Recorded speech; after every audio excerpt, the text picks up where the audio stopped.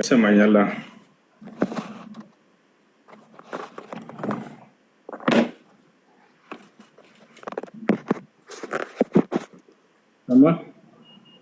ኦኬ አሁን ቀጥልሽ። መልካም። ነቢዩ ሙሐመድ ሰለላሁ ዐለይሂ ወሰለም ከነቢያቶች መካከል አንድ ነቢይ ናቸው። በመጨረሻው ዘመን ላይ አምላክ አላህ ሱብሓነሁ ወተዓላ ያስነሳቸው ነቢይ ናቸው። አምላክ ከእርሳቸው በፊት ለነ አብርሃም፣ ለነ ኢስሐቅ፣ ለነ ያዕቆብ፣ ለነ ዮሴፍ፣ ለነ ሙሴ፣ ለነ መሲሁ ቃሉን ሲገልጥላቸውና ሲያዛቸው እንደነበር በመጨረሻ ዘመን ላይ ደግሞ እርሳቸውን ላካቸውና የነቢያትን መንገድ ይዘው ለትውልድ እንዲያስተምሩ ያዘዛቸው የመጨረሻው ዘመን ነቢይ ናቸው። ወላኪን ረሱሉላህ ወኻተመ ነቢይን ይላል። ሙሐመድ ግን የእኔ አምላካቸው የአላህ መልእክተኛና የነቢያቶች መደምደሚያ ነው። እና ይህ ነው ሙሐመዱን ረሱሉላህ ይላል አምላክ አላህ ሲመሰክርላቸው፣ ሙሐመድ የእኔ አምላካቸው የአላህ መልእክተኛ ነው እያለ ይመሰክርላቸዋል። የኢብራሂም ዓለይሂ ሰላም ዘር ናቸው። ታላቁ አብርሃም፣ ከዚያ በኋላ ኢስማኤል፣ ከዚያ ከኢስማኤል ደግሞ እርሳቸው ተወልደዋል። ከኢስማኤል ዘር ማለት ነው። ይህ ነው እና ይህ ሲናገሩ እርሳቸው ምን አሉ? ኢነላህ አስጠፋ ኢብራሂም ወስጠፋ ኢስማኤል ምን ኢብራሂም ወስጠፋኒ ምን ኢስማኤል አሉ። አላህ ኢብራሂምን አብርሃም መረጠ፣ ኢስማኤልን መረጠ፣ ከኢስማኤልን ተናግረዋል ማለት ነው። ይህ ነው ነቢዩ ሙሐመድ ሰለላሁ ዐለይሂ ወሰለም የመሲሁ ብስራት ናቸው። መሲሁ ዒሳ ዐለይሂ ሰላም ከእርሳቸው በፊት ተልኮ የነበረው በእስራኤል ምድር ላይ የድንግል ማርያም ልጅ እርሱ ምን እያለ አብስሯል? ወኢዝ ቃለ ዒሳ ብኑ መርየም ያ በኒ እስራኤል ኢኒ ረሱሉላህ ኢለይኩም ሙሰድቀን ሊማ በይነ የደየ ሚነ ተውራት ወሙበሽረን ቢረሱሊን የእቲ ሚን ባዕድ ስሙሁ አሕመድ። እኔ የማርያም ልጅ መሲሁ ለእስራኤል ልጆች እንዲህ አላቸው ይላል፣ እናንተ የእስራኤል ልጆች ሆይ እኔ ወደ እናንተ የተላኩላችሁ የአላህ መልእክተኛና ነቢይ ነኝ። ከእኔ በኋላ የሚመጣውን መልእክተኛ የማበስራችሁ ነኝ አለ። ያለ ነቢይ ነው አሕመድ ወይንም ሙሐመድ የሚባል ነቢይ እንደሚመጣ የማበስራችሁ ነኝ ብሎ ነግሯቸዋል ማለት ነው። እና ይህ ናቸው ነቢዩ ሙሐመድ ሰለላሁ ዐለይሂ ወሰለም ለትውልዳቸውም። እሺ አንድ ጥያቄ ደግሞ ማለት ነው። ኔትወርክ እኮ እያሰማኝ አልነበረም፣ ይቅርታ ግን እና ለምሳሌ እስማኤል ማለት ነው። እስማኤል መጽሐፍ ቅዱስ እንደሚናገር ከሆነ እግዚአብሔር የመረጠው ልጁ ወይም እሱ ፈቅዶ የሰጠው ልጅ እኮ አይደለም ለአብርሃም በፍቃዱ ሄዶ አግብቶ የወለደው ነው እንጂ ነው። እሱ ልጁን መርጦታል። ስለ ልጅም ስለ እስማኤል ትወልዳለህ ብሎ ቃል የገባለት ልጁ ይስሐቅ ነው። ስለዚህ አብርሃም እኮ የወለደው እንትን ማነው? እስማኤል ነው የወለደው በራሱ ፍቃድ ነው። ሌላ ሚስት አግብቶ አይደለም። ሚስቱ ነች። ሚስቱ እንደሆነች ሚስቱ ነች። ከሚስቱ ነው የወለደው። ሚስቱ ነች እኮ ነች። ያው እሱ በፍላጎቱ እንጂ ፈጣሪ የፈቀደው ከሳራ ይስሐቅን ትወልዳለህ ብሎ ነው። እስማኤልንም እንደምትወልድ እነሆ ትጸንሻለሽ፣ ወንድ ልጅንም ትወልጃለሽ፣ ስሙንም እስማኤል ትይዋለሽ ተብሎ ተነግሮለታል። አሳይሽ መጽሐፍ ላይ መጽሐፍ ቅዱስ ላይ ልክ እንደ ኢየሱስ እነሆ ትጸንሻለሽ፣ ወንድ ልጅንም ትወልጃለሽ፣ ስሙንም እስማኤል ትይዋለሽ ተብሎ በትንቢት ተነግሮለት ነው። የትንቢት ልጅ ነው። ይስሐቅን ብቻ ነው የምናውቀው። ሌላው ደግሞ እሺ ችግር የለውም ማወቅ ስለፈለግኩኝ ነው። ችግር የለውም። እና ሌላው ደግሞ አሁን ኢየሱስ ማን ነው ብለህ ነው የምታስበው አንተ? ኢየሱስ ከነቢያቶች መካከል አንድ ነቢይ ናቸው፣ መልእክተኛ ናቸው።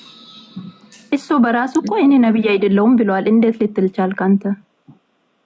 ማን? ኢየሱስ ወደ እሱን ነቢይ እንደሆነ ያለኸኝ ያውና እዚህ ጋር እስማኤል በትንቢት በስነ ስርዓት የተነገረለት ያው ይሄ ነው። እሱ በራሱ አፍ ያለው እኮ ለምሳሌ አንተ ነቢይ ነህ አይደለሁም፣ ክርስቶስ ነህ አይደለሁም ብሎ ተናግሯል። ለምሳሌ እንዴት ነቢይ ነው ብለህ ልትከተም ትችላለህ? ችግር የለውም እንመጣለን። ስለ እስማኤል አንዴ እያሳየሁሽ። እሺ እስማኤል ልክ እንደ ኢየሱስ ተነግሮለት ነው። መልአኩ ገብርኤል መጥቶ ነው አይደል ማርያምን ያበሰራት። እነሆ ትጸንሻለሽ፣ ወንድ ልጅንም ትወልጃለሽ፣ ስለ ስሙንም ኢየሱስ ትይዋለሽ ብሎ የነገራት ገብርኤል ነው አይደለ?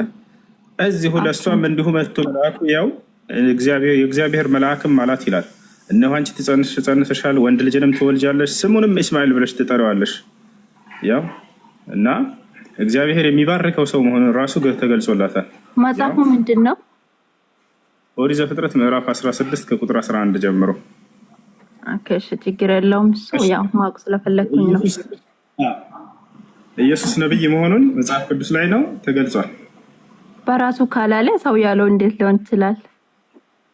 ችግር የለውም። በራሱ ያለበትን ማሳሻለን ሐዋርያቶችም ያሉበትን በዘመኑ አብረውት የኖሩ ህዝቦችም እንዲሁም ተአምሩን የሰራላቸውን ሰዎች ሁሉ ይሄን ነብይ ነው ብሎ እንደሚያምኑ አሳይሻለሁኝ።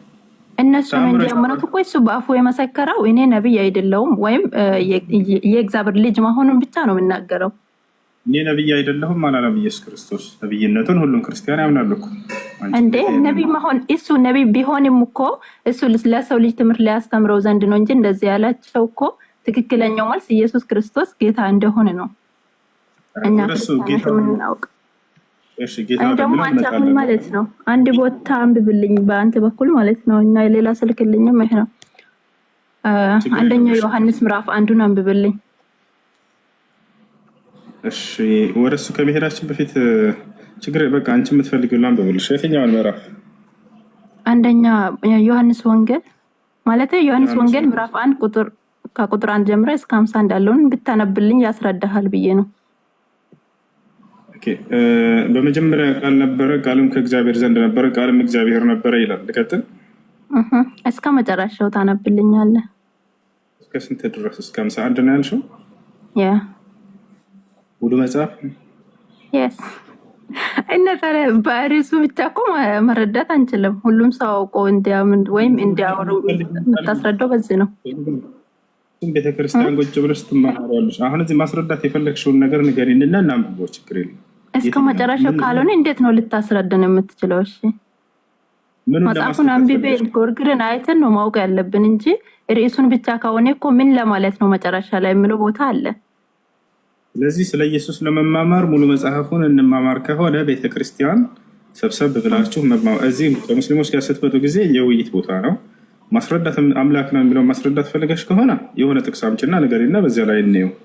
አይ ችግር ምን ከይቅርታ ጋር ማለት ነው። ችግር ምን እንደሆነ ታውቃለህ? ሰዎች የምሰጠው መጽሐፉን እስከ መጨረሻ አተነብምና ትርጉም እንደሆነ አታውቅም። ስለዚህ በቃ ኢየሱስ ውሸታም ነው፣ በተናገረው በቃሉ መሰረት አልተገኘው ምናምን እያልክ ነበረ ባለፈው ራሱ።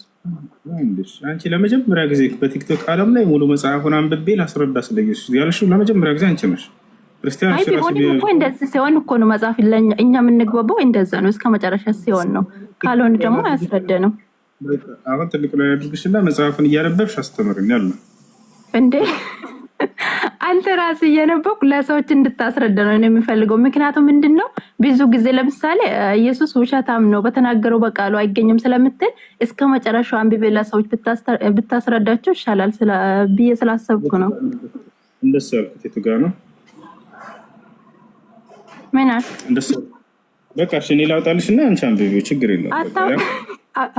አነባለሁ፣ እነሱም ያነባሉ፣ ችግር የለውም። እስከ መጨረሻው ማለት ነው እያሳያቸው ራስህ አንብበው። ኦኬ አንቺ ማንበብና ማስተማር አትፈልጊም? ያው ነው እድልን ሰጥተውሽ አብሽሪ።